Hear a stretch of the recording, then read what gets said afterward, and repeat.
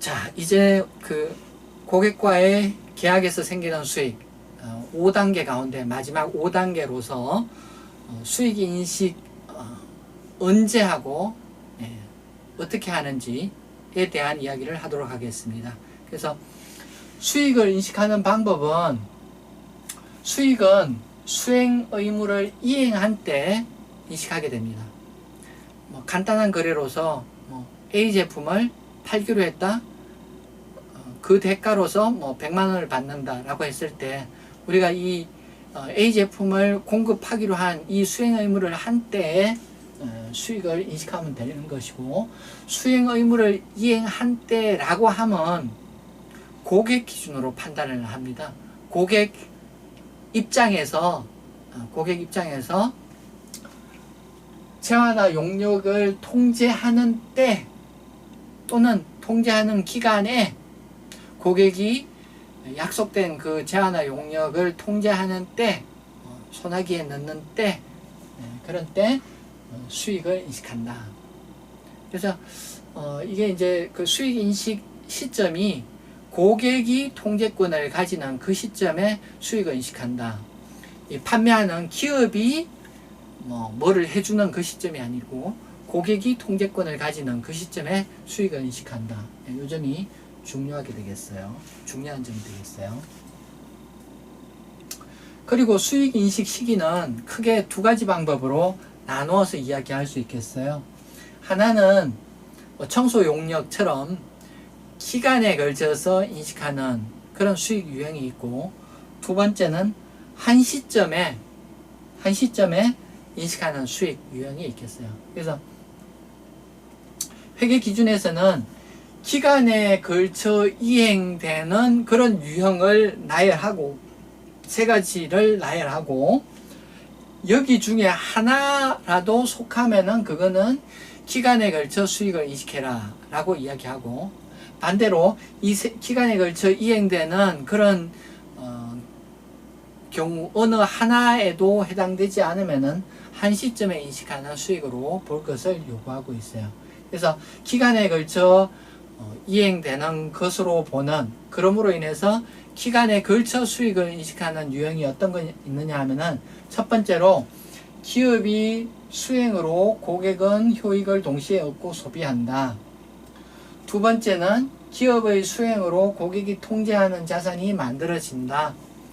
세 번째는 기업의 수행으로 만든 자산이 기업에는 대체 용도가 없고 수행한 부분에 대해서 집행 가능한 지급 청구권이 기업에 있다. 이런 셋 중에 하나에 해당하면은 기간에 걸쳐 이행되는 의무로 보고, 그러므로 인해서 기업은 기간에 걸쳐 수익을 인식해야 된다. 이렇게 이야기할 수 있겠습니다. 그래서 이 세 가지를 구체적으로 한번 살펴보도록 하겠습니다. 그래서 기간에 걸쳐 이행되는, 그러므로 인해서 수익 인식을 기간에 걸쳐 인식하는, 그래서 첫 번째 경우가 이걸 이제 첫 번째 경우를 소비 요건 이렇게 호칭하는 경우가 있어요. 어떤 분이 이걸 이제 소비 요건 이렇게 이야기합니다. 소비 요건. 기업이 제공하는 효익을 기업이 수행하는 대로 그 효익을 고객이 얻고 소비한다. 이런 경우에는 기간에 걸쳐 수행되는 의무이므로 기간에 걸쳐 수익을 인식해라. 예를 들면 일정 기간 동안 청소 용역을 해주기로 했다라고 하면은 그 기간 동안 그 대가를 수익으로 인식해 줘야 되겠어요. 그래서 소비 요건에 해당하면은 그것이 기간에 걸쳐 수익을 인식하는 대상이다. 이렇게 생각하시면 되겠고, 두 번째는 이제 통제 요건, 이렇게 기준서 워딩은 아닌데 제가 공부를 해보니까 이렇게 부르는 게 편한 것 같아요. 두 번째, 통제 요건에 해당하는 경우가 있어요. 그래서 통제 요건은 뭐냐 하면은 기업이 만드는 대로 그것을 고객이 통제한다. 예를 들어서 고객의 땅에서 고객이 건물을 지어 달라고 요구했어요. 그러면은 기업 입장에서 고객의 토지에 가서 고객의 땅 위에 어떤 건물을 계속 만든다라고 하면은 기업이 만들고 있는 그 자체가 행위를 하면 할수록 고객 입장에서는 고객이 통제하는 자산의 가치가 계속 커지는 거죠. 그래서 고객 땅에서 건물을 건축하는 그 행위가 진행되는 경우에 기업이 행위를 하면 할수록 고객이 통제하는 통제권이 100%에 점점 다가가죠. 그래서 이 통제 요건에 해당하는 그런 경우에도 기간에 걸쳐 수익을 인식하는 대상이다. 이렇게 보는 것으로 규정하고 있어요. 세 번째는 약간 복잡한데, 기업이 어떤 자산이 기업에는 대체 용도가 없고 수행한 부분에 대한 집행 가능한 지급 청구권이 있다. 복잡하죠. 약간 복잡해요. 그래서 기업의 대체 용도가 먼저 없어야 해요. 대체 용도가 없다는 말이 어떤 말이냐 하면은 대체 용도가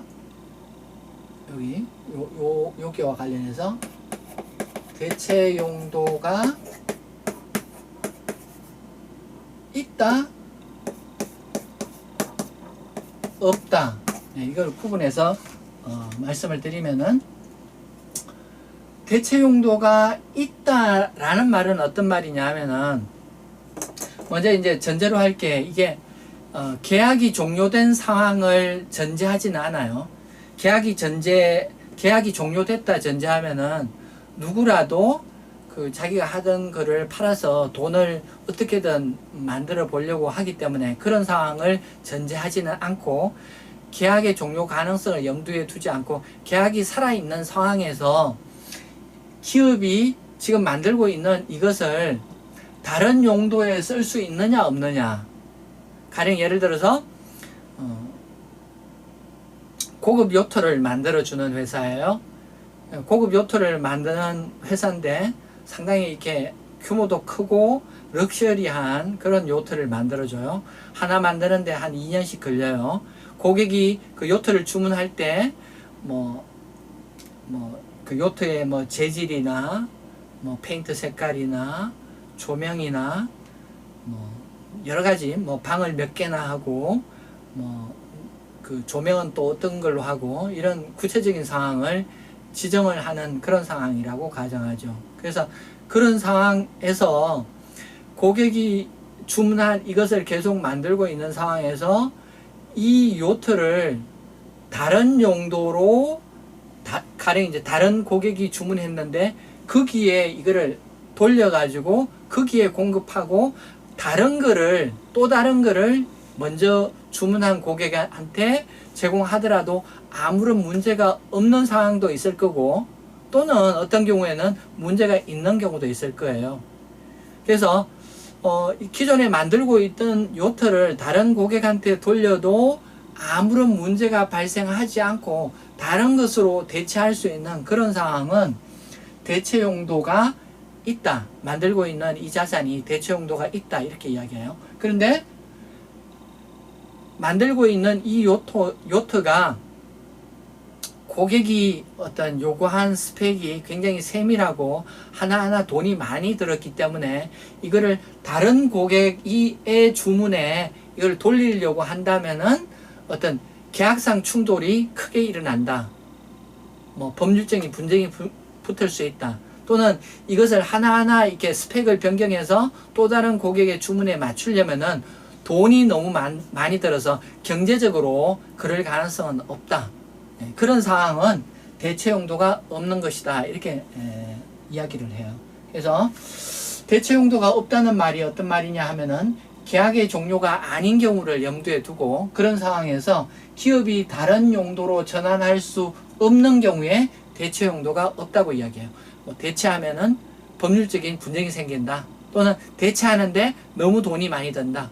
그런 경우가 대체 용도가 없다고 이야기하는 경우예요. 그래서 대체 용도가 없고 지금까지 일한 부분에 대해서 집행 가능한 지급 청구권이 있는 경우, 집행 가능한 지급 청구권이 있다라고 하는 것은 기업이 어떤 그 고객이 계약을 지금 종료한다면은 고객의 원인으로 고객이 뭐 마음이 변해가지고 아니, 주문한 걸 뭐 취소할래요 라고 이야기한다면은 기업 입장에서 지금까지 일한 부분을 고객한테 청구할 수 있다.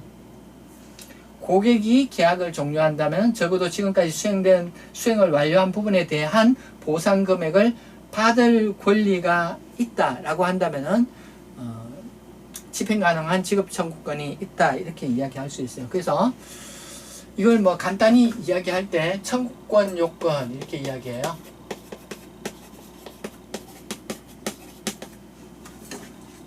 그래서 청구권 요건이 성립하는 그런 경우에도 이게 기간에 걸쳐 수행하는 용역이다.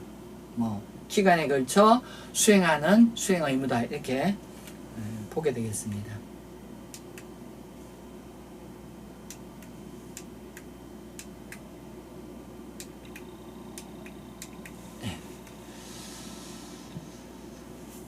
그래서 이제 한 시점에 수익을 인식할 것인가 또는 기간에 걸쳐 수익을 인식할 것인가.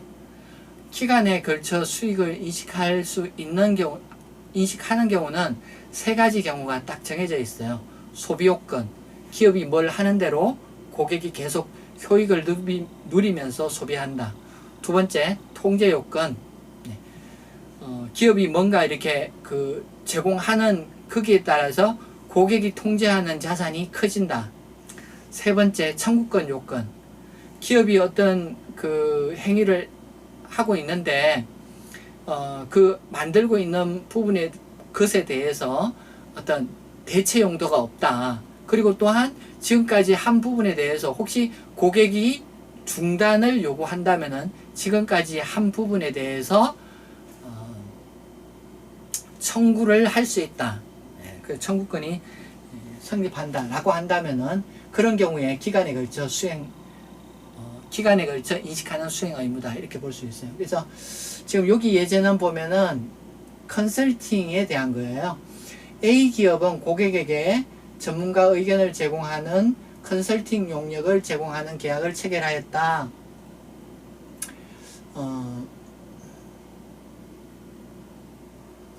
전문가 의견은 고객에게 특정된 사실 및 상황에 관련된다. 대체 용도가 없다는 말을 하고 있죠. 대체 용도가 없다. 전문가 의견은 주문한 고객에게 특정된 사실, 상황과 관련된다. 이렇게 되어 있고, 그 다음에 A 기업이 약속한 대로 수행하지 못하는 경우 외의 사유로 고객이 컨설팅 용역을 종료한다면은 고객은 계약에 따라 기업의 발생 원가에 15%의 이윤을 더하여 보상해야 하며 15% 이윤은 기업이 비슷한 계약에서 벌어들이는 이윤과 가깝다. 이 계약이 기간에 걸쳐 이행되는 수행 의무인지를 판단하고 그 이유를 설명하시오. 그래서 기간에 걸쳐 인식하는 수행 의무는 소비요건, 통제요건, 청구권 요건인데 이건 보면은 청구권 요건이 성립되죠. 청구권 요건이 뭐냐면은 기업이 행하고 있는 이 제한이나 용역이 대체 용도가 없어야 돼요. 그리고 두 번째는 만약 고객이 그만두겠다라고 이야기할 때는 기업이 지금까지 한 부분에 대해서 적절한 이윤을 붙여서 청구할 수 있는 청구권이 존재해야 됩니다. 그런데 지금 말한 그 세 번째 경우에 딱 정확하게 맞는 그런 경우가 되기 때문에 이 경우는 기간에 걸쳐 이행하는 수행 의무다. 그럼 어떻게 하느냐? 그 용역을 제공하는 기간 동안 수익을 인식해야 된다. 이런 이야기 되겠습니다.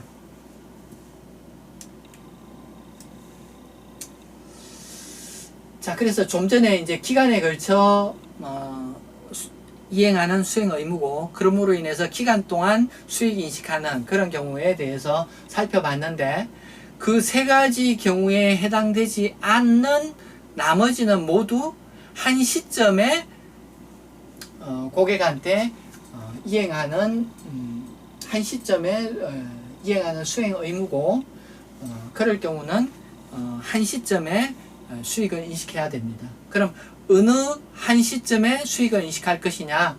그것은 통제 이전 지표를 참고해서 결정해야 됩니다. 그래서 고객한테 통제가 넘어가는 그 한 시점을 결정하는 통제 이전 지표가 여기 나열되어 있습니다. 그래서 예를 들어서 고객한테 이게 수행 의무가 한 시점에 넘어가는 거다.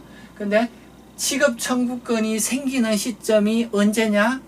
지급 청구권이 고객한테 빌링할 수 있는 순간을 이야기하는 거죠. 그래서 고객한테 빌링할 수 있는 그 순간이 생기는 그 시점이 통제권이 이전되는 시점이다 라고 볼 수 있다. 그 다음에 또 다른 고려 요소로서 자산의 법적 소유권이 고객한테 언제 넘어가느냐?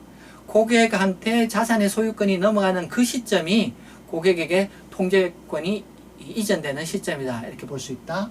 그 다음에 세 번째, 자산의 물리적 점유가 언제 고객한테 넘어가느냐, 고객이 물리적으로 언제 그것을 점유하느냐, 그 시점이 통제 이전 시점이 될 수 있다. 네 번째는 자산의 소유에 따른 유의적인 위험과 보상이 고객한테 언제 이전되느냐, 그 시점이 통제 이전 시점이 될 수 있다.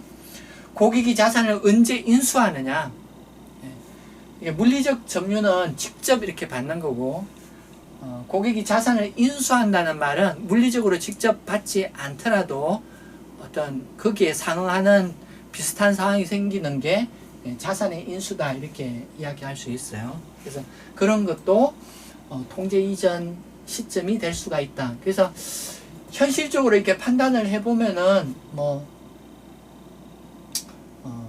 가령 이제 외국으로 물건을 수출한다. 그래서 외국으로 물건을 수출하는 경우에 많은 경우에 보면은 그 수출 조건이 어떻게 되어 있냐 하면은 한국에서 그 외국으로 보내는 선박에 선적하는 시점에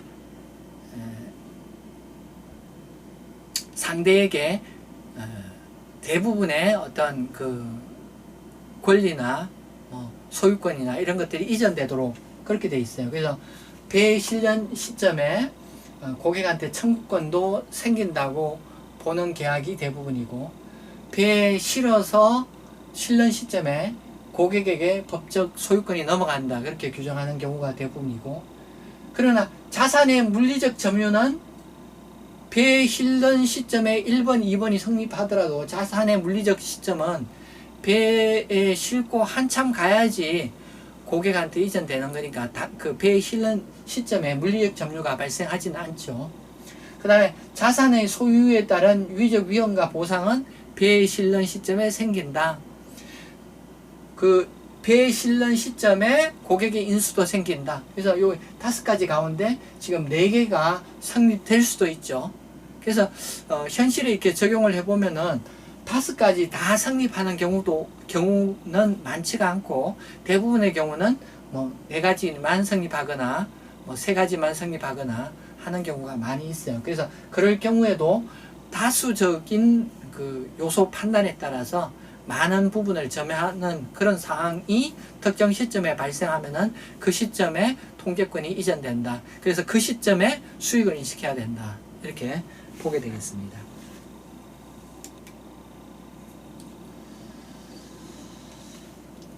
다시 이제 그 진행 기준에 돌아가서, 그래서 이제 수행 의무를 기간에 걸쳐서 이행한다. 그래서 소비 요건, 통제 요건, 청구권 요건 이야기했는데, 그래서 그런 어느 하나에 해당하면은 그게 수행 의무를 기간에 걸쳐 이행하는 거고, 그럴 경우는 얼마나 그게 진척됐는지 그걸 이제 진행률이라고 하는데, 진행률은 수행 정도를 측정하기 위한 지표예요. 그래서 기간에 걸쳐 수익을 인식하기 위해서는 얼마나 진척됐는지 진행률을 측정해야 되고, 진행률의 정도에 따라서 수익을 인식합니다. 그걸 진행 기준 수익 인식이다 이렇게 이야기합니다. 진행 기준의 전제는 진행률을 합리적으로 측정할 수 있어야지 진행 기준을 적용할 수 있습니다. 이와 달리 그 진행률을 합리적으로 측정할 수 없는 경우도 간혹 있을 수 있어요. 그래서 진행률을 측정하기 어렵다 그런 경우인데, 발생 원가는 회수할 수 있는 것으로 예상하는 경우도 있어요. 그래서 그런 경우는 진행률은 측정할 수 없지만은 지금까지 발생한 원가는 회수할 수 있다라고 한다면은 그럴 경우는 발생 원가 범위에서만 수익을 인식해야 됩니다. 예를 들어서 진행률은 측정할 수 없다. 근데 지금까지 원가 70이 발생했다. 진행률은 측정할 수 없지만은 70의 원가 발생 한도는 회수할 수 있다라고 한다면은 수익 인식은 70만 해야 된다는 거죠.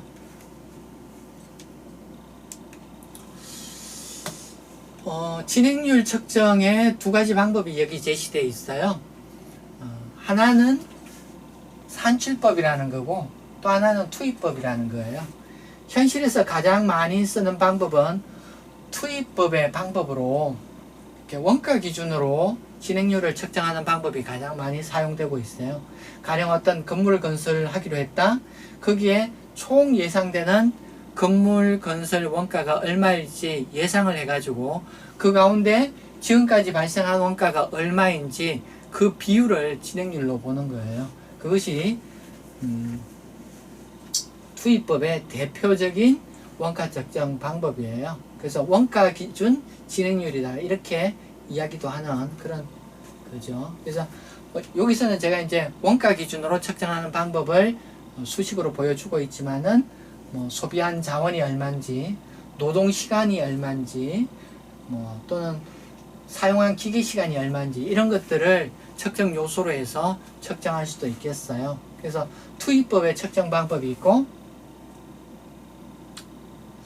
그 다음에 이제 또 다른 방법으로 이제 산출법의 방법이 있어요. 산출법은 고객에게 얼마의 효익이 이전됐는지 그 결과를 기준으로 측정하는 방법이에요. 가령 예를 들어서 총 계획 생산량을 분모에 두고 분자에 지금까지 생산한 생산량을 둔다면은 이게 이제 아웃풋을 기준으로 측정하는 거기 때문에 산출법의 진행률 측정 방법이다 이렇게 이야기할 수 있겠어요.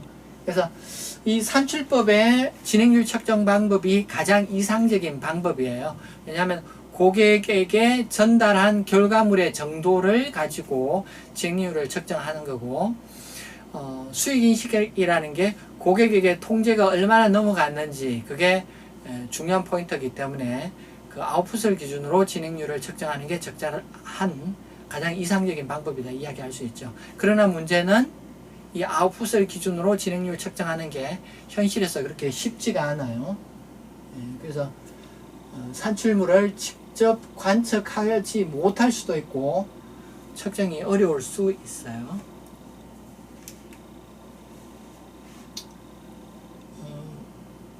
요거는 이제 약간 복잡한 이야기인데,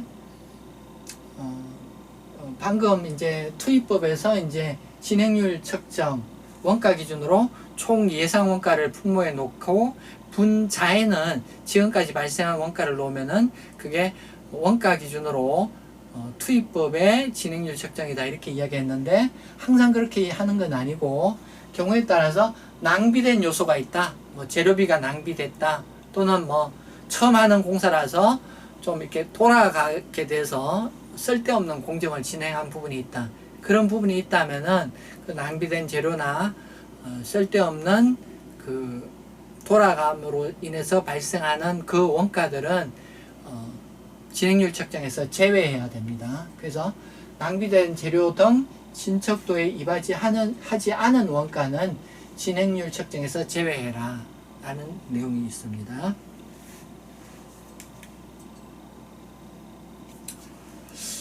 글자가 잘 보일지 약간 걱정이 되는데요.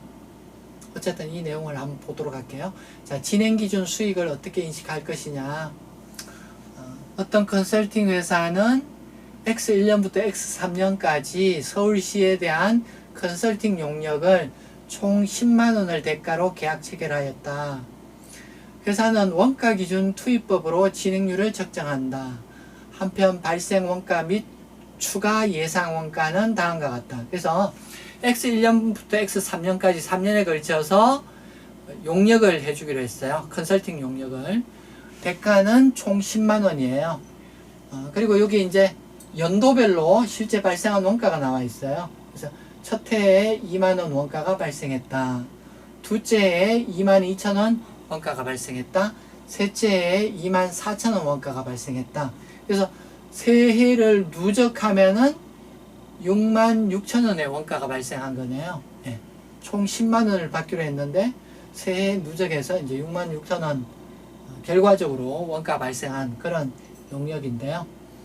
예, 결과적으로 66,000원이고 용역을 진행하면서는 계속 이제 앞으로 원가가 얼마 발생할 건지 계속 추정을 해야 되죠. 그래서 1차년도 결산 시점에 1차년도에 원가가 얼마 발생했느냐? 2만원 원가가 발생했어요. 그리고 앞으로 추가로 발생할 것으로 예상되는 원가는 6만원이에요. 그래서 원래 2만원 원가가 발생했고 앞으로 2개년도 동안 6만원 원가가 더 발생될 것 같다? 그러면 총 예정 원가는 8만원이다 라는 거죠. 그럼 진행률은 얼마예요? 총 예정 원가가 8만원인데 2만원 원가가 발생했으니까 1차년도 진행률은 25%다. 8만원, 2만원 비율 계산하면은 25%다 라고 이야기할 수 있죠. 그럼 수익은 얼마 인식해야 되나요? 10만원에 25%한 25,000원을 수익으로 인식하는 게 적절하겠다. 이런 이야기 할 수 있겠습니다. 그래서 여기 이제 표가 나와 있어요. X 1년도에 누적 발생 원가가 2만원이다. 총 원가 추정이 8만원이다. 진행률은 25%다. 단기말 누적 수익은 요 25%를 계약금액인 10만원에 곱해서 25,000원이 단기말 누적 수익이고 그래서 수익이 25,000원인데 단기 발생 원가가 2만원이다. 그럼 단기 손익은 매출 총이익은 5,000원이다. 이렇게 이야기할 수 있겠죠. 네.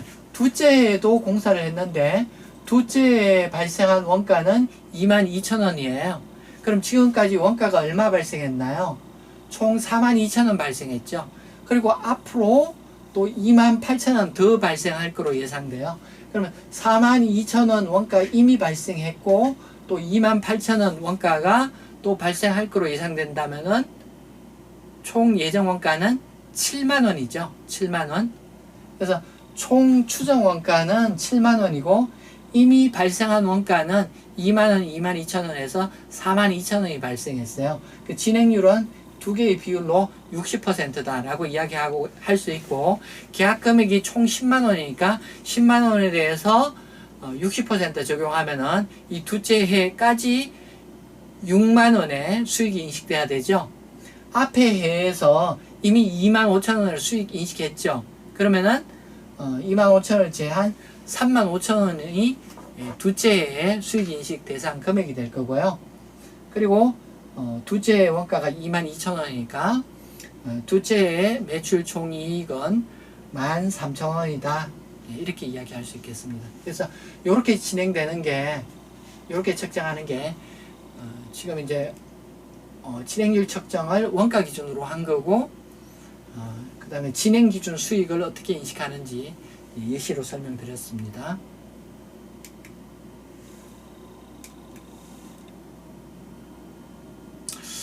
자, 요 예는 약간 이제 복잡한 경우인데요. 진행 기준 수익 인식 시 투입법으로 측정하는 경우 해가지고 앞에 이제 설명 하나 안 한 게 있는데 뭐냐 하면은 진행 기준 수익을 인식할 때 투입법에서 진행률 조정이 필요한 경우 첫 번째 이제 낭비된 재료 등이 있을 경우 원가 측정에서 진행률 측정에서 제외해야 된다. 그런 설명을 드렸고 또 좀 고려해야 될 요소가 어떤 게 있냐면은 어떤 특정한 원가가 전체 진척도를 표현하지 못하는 그런 부분이 있을 때 그 원가는 제외해 줘야 돼요. 진행률 측정에서 어떤 공사에 특정한 부분이 있는데 그 부분을 원가에 넣어서 진행률 측정하는 게 전체 진행률을 왜곡하는 그런 상황이면은 그 진행률 측정에서는 그 왜곡하는 부분은 제외하고 원가를 측정해야 된다. 발생 원가가 그 진척도에 비례하지 않는 경우 해서 이 네 가지가 성립하는 경우에 그 부분은 제외하고 진행률을 측정해라 이렇게 이야기하고 있어요. 그래서 우리 기준서의 예를 보면은 이제 엘리베이터 사례를 이야기하고 있어요. 엘리베이터 사례 어떤 이야기냐 하면은 한 3층짜리 건물을 만들어 주기로 했어요. 근데 3층짜리 건물이지만은 거기에 엘리베이터를 설치해 줄 것을 건축주가 요구해 가지고 엘리베이터를 거기 설치해 줘야 돼요.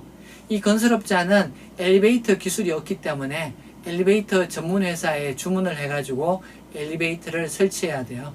엘리베이터 설치는 상당히 초기 단계에 설치가 되고, 그리고 이 건물 건설이라는 게 대부분 보면은 그 고객의 땅에서 그 건물을 만들어 준다라고 하면은 그 고객의 토지에 건물을 만들어 주면은 그게 기업이 하는 행위를 하는 족족 고객이 통제하는 자산의 가치가 높아지는 그런 경우, 통제 요건에 해당하는 경우로서, 그래서 건물 그 건설은 대부분 이렇게 주문 받아서 건물 건설하는 경우는 대부분 이렇게 진행 기준 기간에 걸쳐 수익을 인식하는 거고, 그래서 기업이 뭔가 거기에 인풋을 하면은 그 부분은 고객이 통제한다 이렇게 보는 게 일반적이에요. 엘리베이터도 마찬가지예요.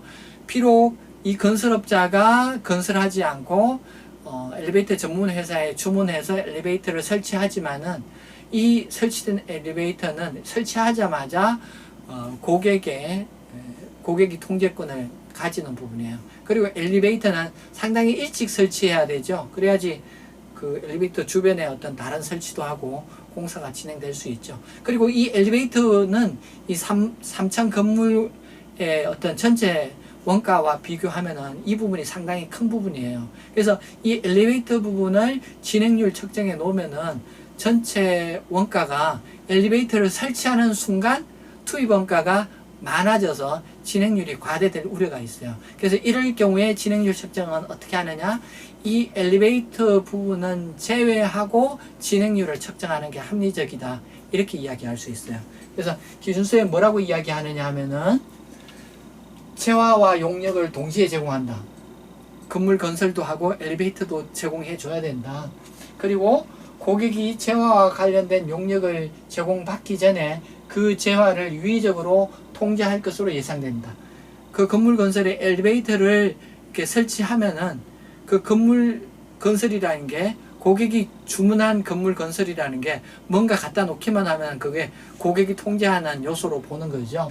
세 번째, 재화의 원가가 총 원가에서 유의적으로 중요하다. 이 3층 건물에서 엘리베이터 부분이 상당히 중요한 비중을 차지해요. 네 번째, 기업이 재화를 제3자에게서 조달하고 그 재화의 설계와 생산에 유의적으로 관여하지 않는다. 이 엘리베이터와 관련해서는 건설업자는 엘리베이터를 모르고 엘리베이터를 생산하지도 않고 엘리베이터 가져다가 설치하는 거는 엘리베이터 생산하고 전문 설치하는 기업이 하는 거죠. 네. 그래서 이런 경우에는 이 엘리베이터 부분을 제외하고 진행률을 측정해야 된다. 그런 이야기 되겠습니다. 그래서 요 예제를 보면은 이게 이제 기준서에 있는 예제인데 뭐 이런 이야기예요. 총 대가가 이제 건설회사가 500만 원을 받고 3층 건물을 개조하여 새 엘리베이터를 설치하기로 계약했어요. 그 500만 원을 받고 해주기로 했는데 예상되는 총 원가는 400만 원이에요. 그리고 그 400만 원 가운데 엘리베이터 부분이 150만 원이에요. 네, 상당히 크죠. 총 예상 원가가 400만 원인데 그 중에 150만 원이 엘리베이터니까 상당히 큰 부분이죠. 그래서 여기 이제 요약표가 있어요. 총 받기로 한 돈이 500만 원이고 총 예상 원가는 400만 원이에요. 그 중에 엘리베이터가 차지하는 부분이 150만 원이고 엘리베이터 외의 원가 요소가 250만 원이에요. 그래서 이럴 경우에